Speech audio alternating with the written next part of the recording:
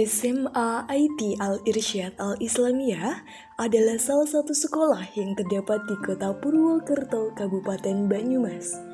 Sekolah bernuansa pendidikan agama dengan segudang prestasi yang terus diraihnya. Setiap sekolah menerapkan metode pembelajaran untuk menunjang proses belajar siswa. Hanya saja, di era digital saat ini, masih banyak yang menggunakan metode ceramah di mana seringkali membuat siswa mudah bosan. Dengan adanya perkembangan teknologi, sudah saatnya kita menjadi insan yang tidak gagap teknologi. Hal ini dapat kita aplikasikan dalam bidang pendidikan, yaitu dengan mengkolaborasikan penggunaan teknologi dengan suatu metode pembelajaran. Assalamualaikum warahmatullahi wabarakatuh. Saya Mawadatul Warahmah. Saya sendiri merasa senang dengan metode pembelajaran mind mapping karena dalam metode pembelajaran mind mapping saya diajarkan bagaimana cara belajar menggunakan kata kunci yang sangat mempermudah saya menghafal dalam proses memahami materi yang diajarkan. Saya Nadia Fakalista, jika membandingkan antara metode ceramah dengan metode mind mapping digital, saya jelas akan memilih metode yang kedua, yaitu mind mapping digital. Karena mind mapping digital memiliki banyak fitur, gambar, warna, dan tools lain sehingga saya lebih menikmati pembelajaran. Terima kasih.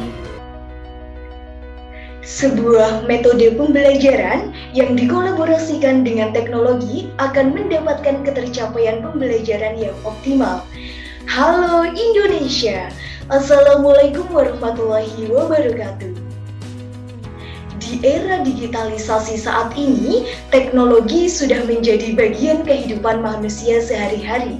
Bahkan teknologi ini menjadi instrumen penting yang sudah merambah ke segala sendi-sendi kehidupan, seperti bidang ekonomi, politik, pendidikan, sosial budaya, kesehatan, dan lain-lain. Terfokus pada bidang pendidikan, ternyata teknologi ini memberikan beberapa manfaat. 1. Kemudahan akses informasi. 2. Pembelajaran menjadi semakin menarik. 3. Meningkatkan minat belajar. 4. Kemudahan dalam akses belajar.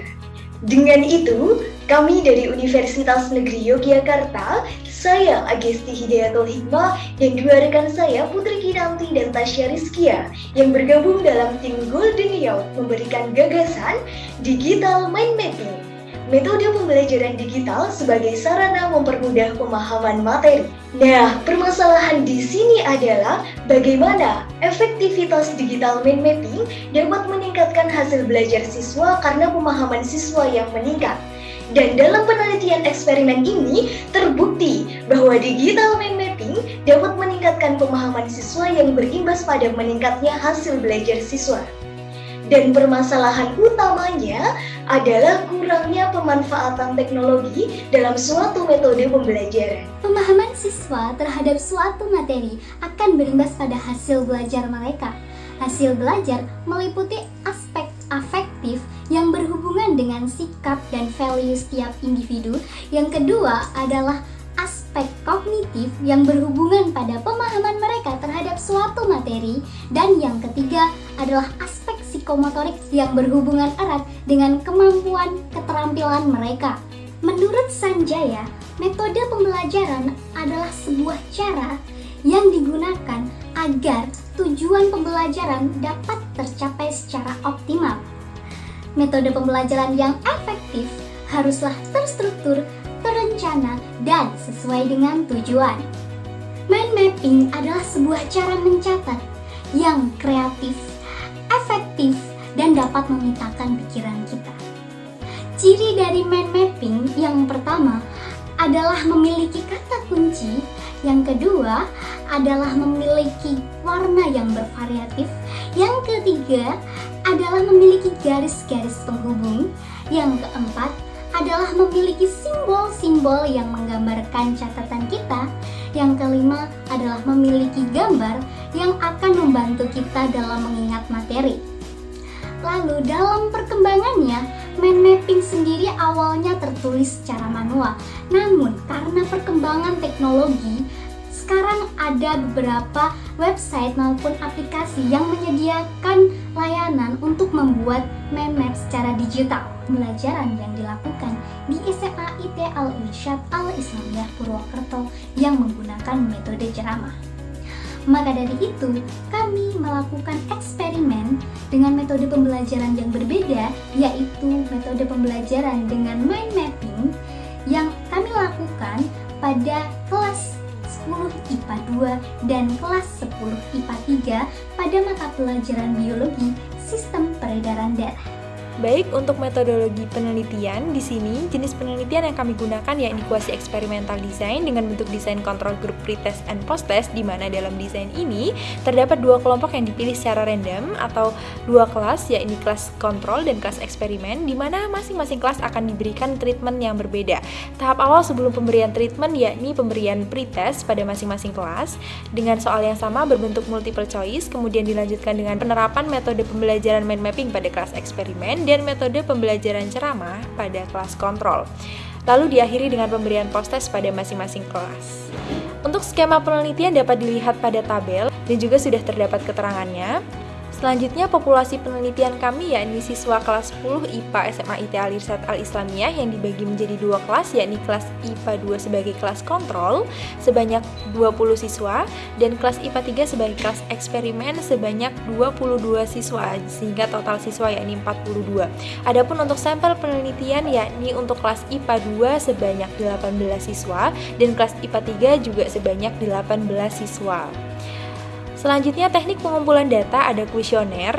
Sebenarnya untuk instrumen penelitian kami terbagi menjadi 3, yaitu tes, dokumentasi, dan kuesioner. Di sini kuesioner sebagai data pendukung yang berisi respon siswa terhadap penggunaan media mind mapping digital.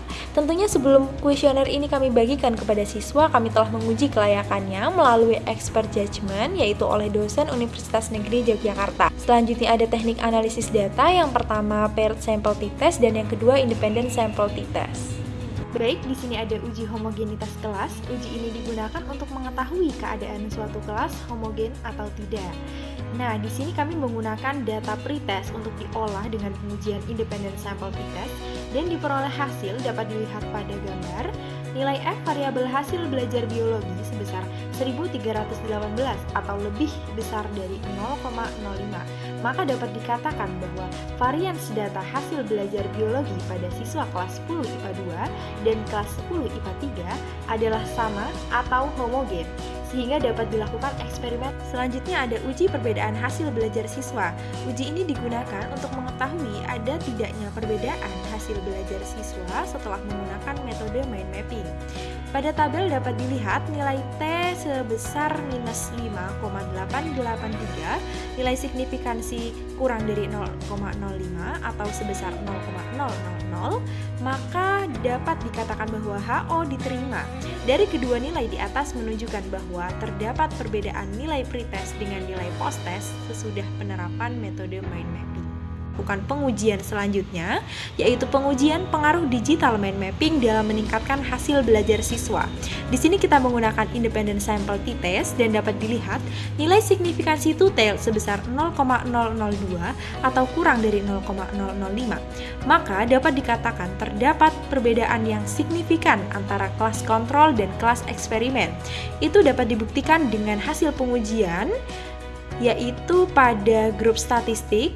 Berdasarkan hasil angket yang telah diberikan kepada siswa tentang respon siswa terhadap metode belajar mind mapping, diketahui lebih dari 50% responden mengatakan senang menggunakan metode belajar mind map.